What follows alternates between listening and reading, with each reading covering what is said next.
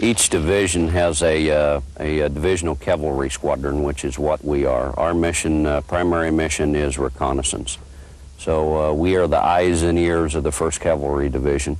Our mission is to locate the enemy. Ordinarily, we're going to conduct purely reconnaissance and security operations. That's why we're a combined arms team, and we've got our air assets with our air cavalry troops and our ground cavalry troops as well. They always work in conjunction with each other. So our mission basically is to establish contact with the enemy, to report where they are. Ordinarily it is not to fight, but it often becomes to fight, and that's why we are armed, and we have the attack helicopters like behind us, the gunships. The gunships normally work in support of the scout birds. The scout teams and gun teams go out together. The guns normally support the scouts. Once we report the enemy information, if the decision from above at my level or higher is to kill what you see, then the gunships do that, and they do it real well.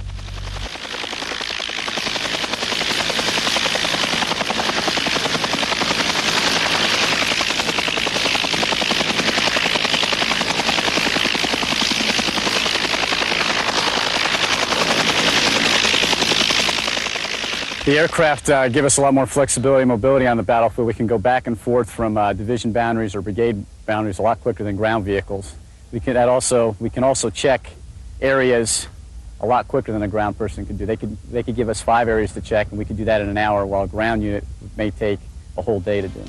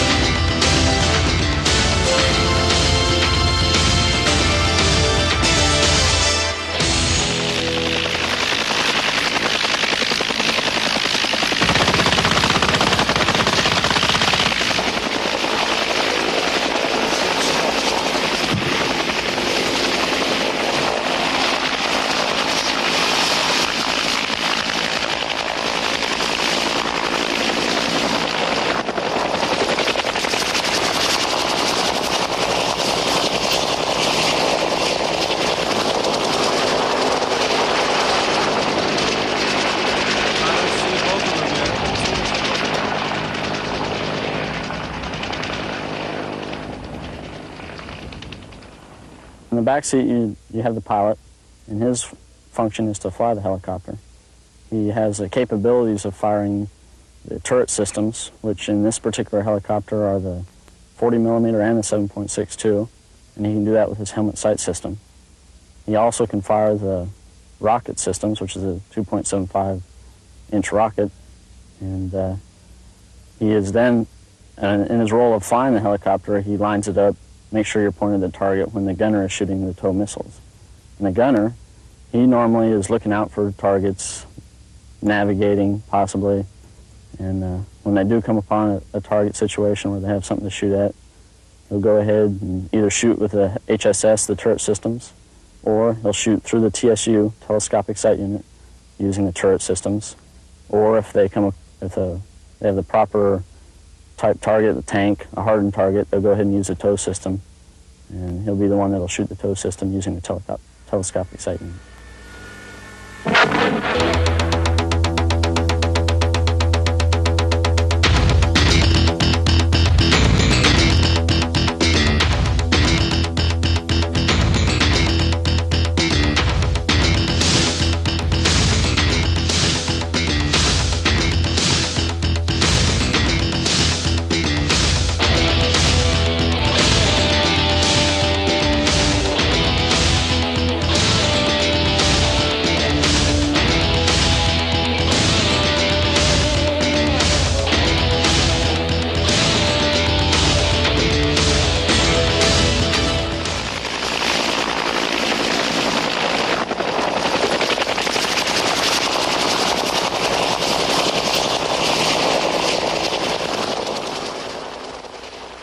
Without using the train, we're going to be dead because of the enemy ADA systems.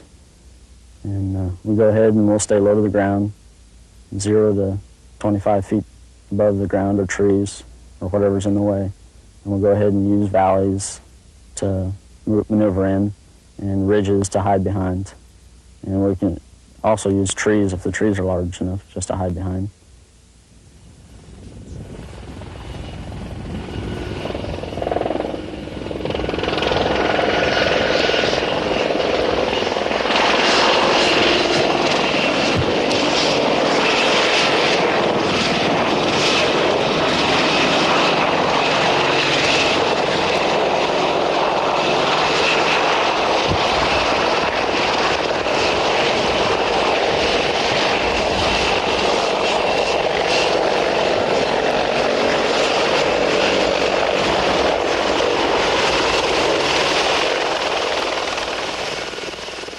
We can move at a moment's notice. We're totally self-sufficient. And again, having helicopters and having different types of helicopters, we're able to load up everything that we own, basically, and go any place we have to.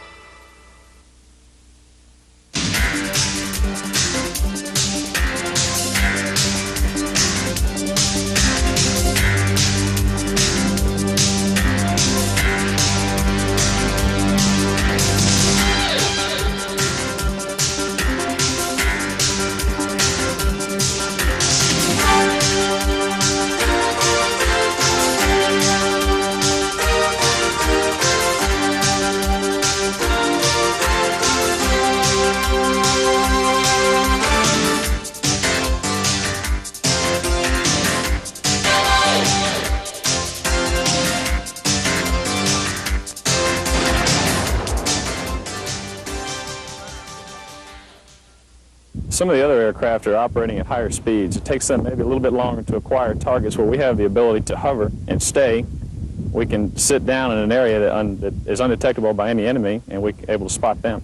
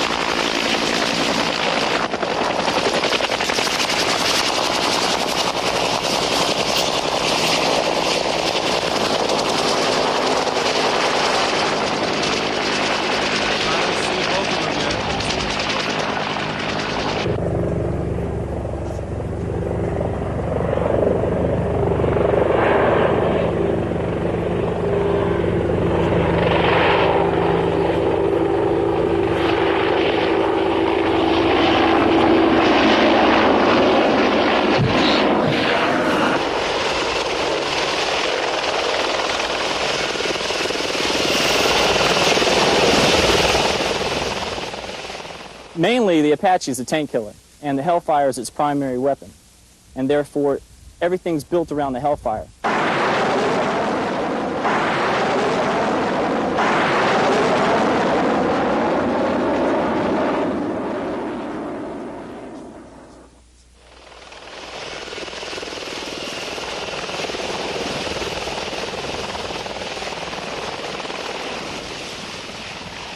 It goes on reflected laser energy. When laser energy hits a target, you get a little bit of backscatter. The missile picks that up through the fire control computer on the codes and says, that's where I want to go, and it homes in on it.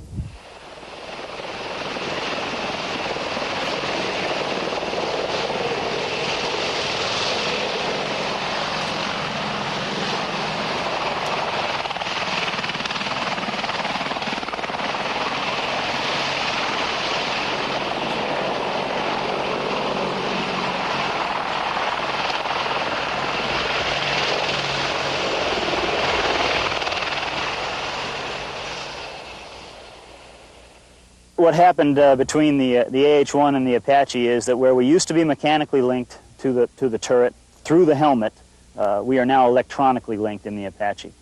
And the way that works is that the cockpit is bathed in an infrared light, and the helmet has infrared sensors on it. The pilot and the co-pilot are both electronically linked to the fire control computer on the aircraft, and they're also bore-sighted to the armament datum line on the aircraft. And what that does is it tells the aircraft where the pilot is looking, which drives both the night vision system or sensing turrets and the gun turrets instantaneously to the pilot's line of sight.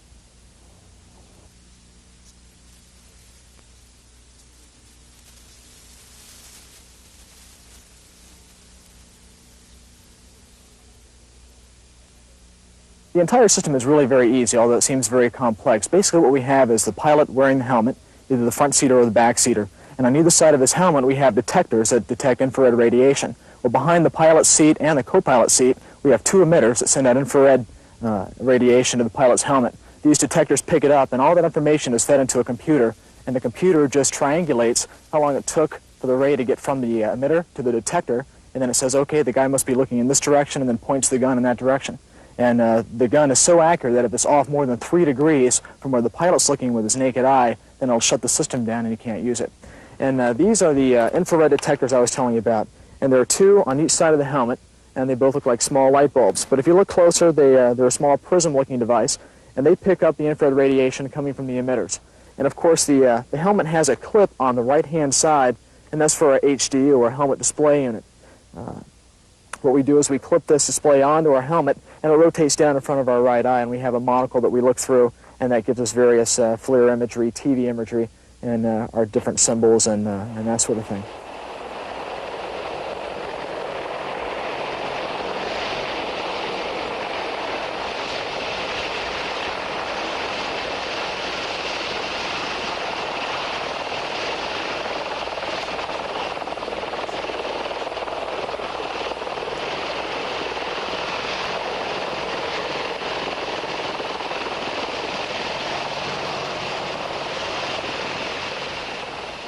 In the older generation helicopters, we used a night vision goggle system, and what that did was amplify ambient light conditions at night. The Apache uses the forward-looking infrared radar concept, and what that does is it senses heat differences in the environment around the aircraft, and that presents itself in a monochromatic picture, a green and white picture, if you will, to the pilot of the scene that he sees in front of him. Allows him to fly both in snow, rain, night, and particularly in dusty or sandy conditions.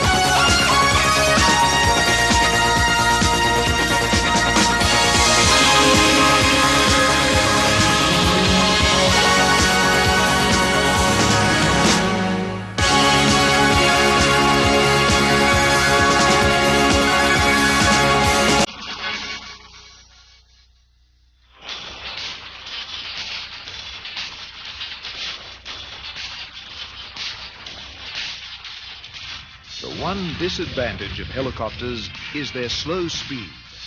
Rotor design limits the maximum forward speed of a helicopter to about 200 miles per hour. For many helicopter roles, its vertical mobility is more important than speed. But for some roles, like troop transport, higher speeds are desirable. The solution to this problem may appear in the not-too-distant future in the form of tilt rotors.